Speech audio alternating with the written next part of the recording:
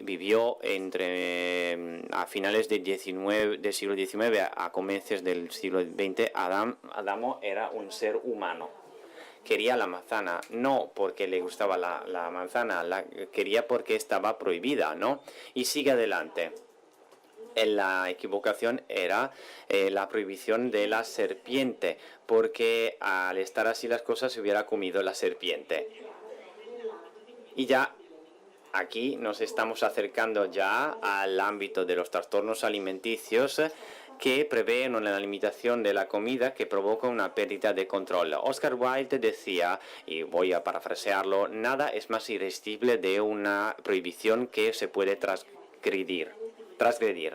La bulimia es como, según el modelo de terapia breve estratégica, es algo que es diferente de la bulimia describida por el DSM, que ya tiene la quinta edición, el DSM. La bulimia ya no tiene conductas de eliminación como el vomiting que acaba de expresar la profesora, la licenciada Balbi. La bulimia es aquel trastorno alimenticio que ha caracterizado por una absorción de comida que no tiene nada que ver con el hambre, sino con el deseo incontrolable de comer. Las personas bulímicas, después de un momento específico, consideran las grasas como una especie de protección de todos tipos de sufrimiento. Es casi las grasas son una protección también del mundo exterior. Estas personas son como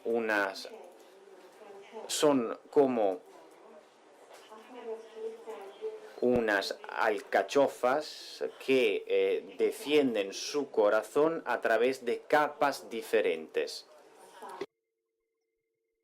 Pues después del desbloqueo de la hiperalimentación tendríamos que pasar también a través esta parte.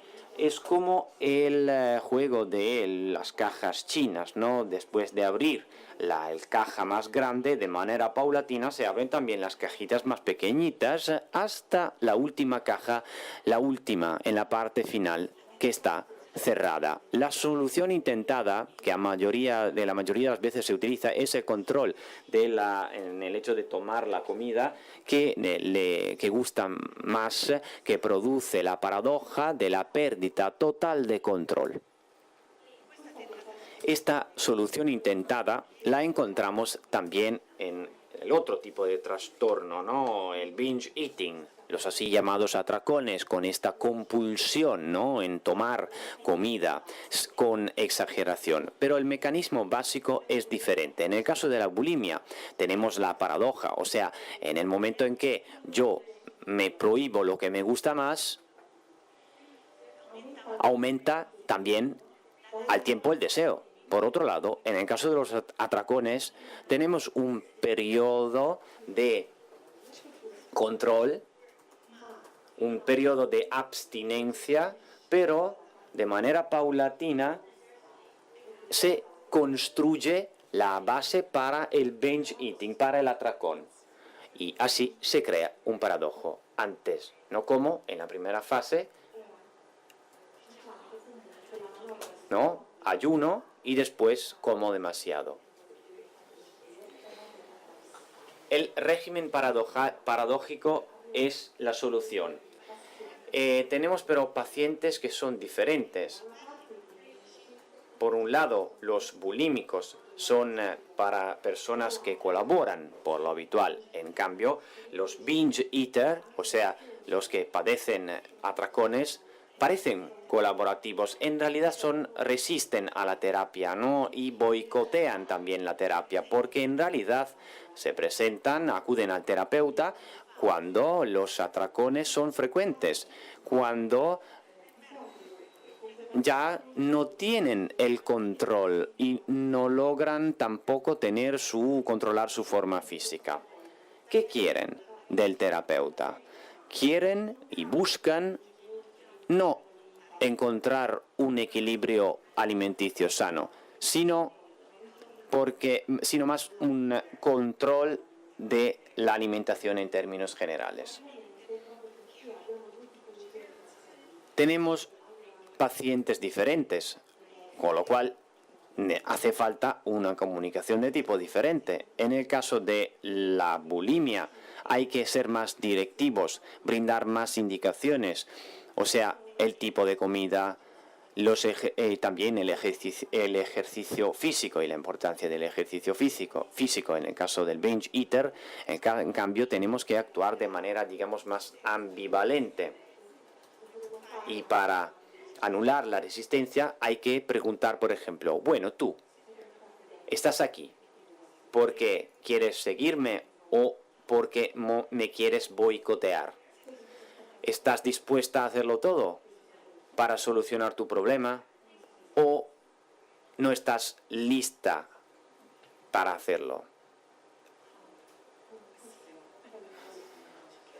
Como las palabras son mágicas para producir este cambio, para que los pacientes cumplan nuestras prescripciones, durante la primera sesión tenemos que crear una relación y utilizar una comunicación que nos permita garantizar el cumplimiento de las prescripciones por parte del paciente. El arte de hacer las preguntas se convierte en una herramienta para el cambio.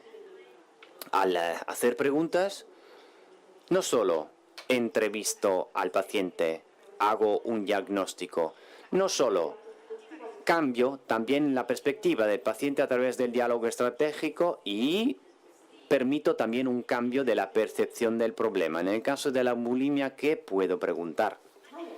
¿Usted qué opina? En el momento en que se prohíbe las cosas que más deseas, ¿el deseo aumenta o disminuye? Y la persona va a contestar, muy bien, bueno, aumenta. Y todas las veces que usted, durante un poco tiempo, ha tenido un régimen controlado, adelgazando un poco, ¿este resultado se ha garantizado a lo largo del tiempo o de repente usted ya no lo aguantaba y ha empezado a comer un montón de comida, engordando otra vez y recuperando todos los kilos también con unos intereses? Y de hecho, contesta la paciente, la segunda opción es la opción verdadera. Así, a través de sus respuestas, la persona empieza a cambiar la percepción del problema. Pascal decía,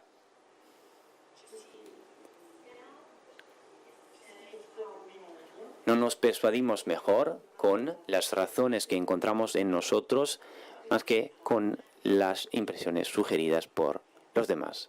Muy bien. Pues a estas alturas el paciente bulímico, si se da cuenta de todo eso, o sea, si sigue adelante a lo largo de este camino, va a obtener lo que siempre ha obtenido y así va a ser muy fácil acercarlo a la prescripción, la de del régimen paradójico, porque la necesidad es interrumpir lo que lo acerca hacia el deseo de comer sin control. ¿Y qué me permite? ¿Cómo puedo acercar al paciente hacia este camino? El pensar de prohibirse las cosas que están más deseadas. Llegamos a la prescripción y decimos al paciente, a partir de ahora vamos a hacer una especie de ensayo, una prueba.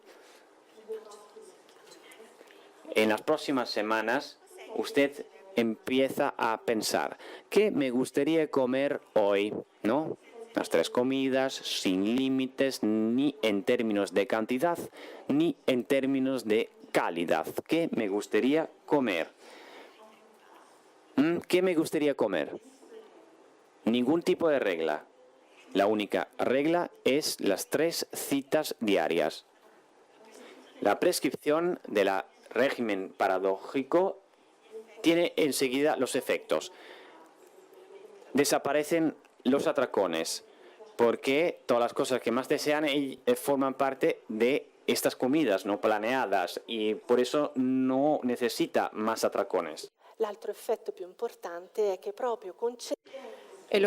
importante es que pudiendo comer lo que le gusta más, en cierto momento todas las cosas que le gustaban mucho ya no le gustan tanto y el cuerpo, el organismo, ya no influenciado por el deseo, empieza a hacerle percibir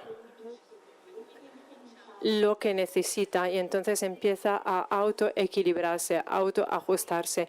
La misma prescripción se tiene que dársela también a los pacientes binge eating, pero para llegar hasta aquí tenemos que utilizar otro tipo de solución construida específicamente para el problema. Como hemos dicho, los pacientes binge eaters siempre alternan periodos de ayuno a atracones, periodos de atracones.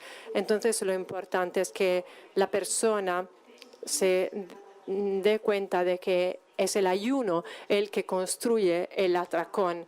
¿Y cómo lo hacemos? Lo hacemos mediante la reestructuración del miedo al ayuno. Y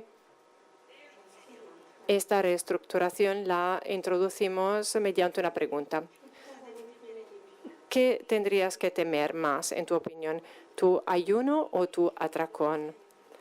Y la paciente lo piensa un poquito y normalmente contesta inmediatamente, pues, el atracón.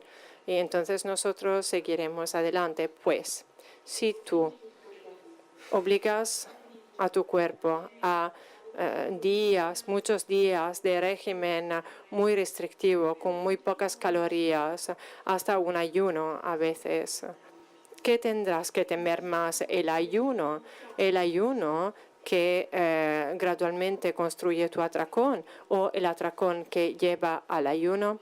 Pues tienes que empezar a pensar que todas las veces que tú ayunas o que te obligas a regímenes tan restrictivos, abres la puerta al atracón sucesivo. Y no solo esto, es porque yo estoy de acuerdo contigo que quieres mantener tu peso ideal, pues te digo que cuando ayunas tanto y luego tienes un atracón, ¿sabes qué hace tu cuerpo? Absorbe todo y aún más, porque es como si fuese un cactus en el desierto. Cuando llueve, bebe todo el agua.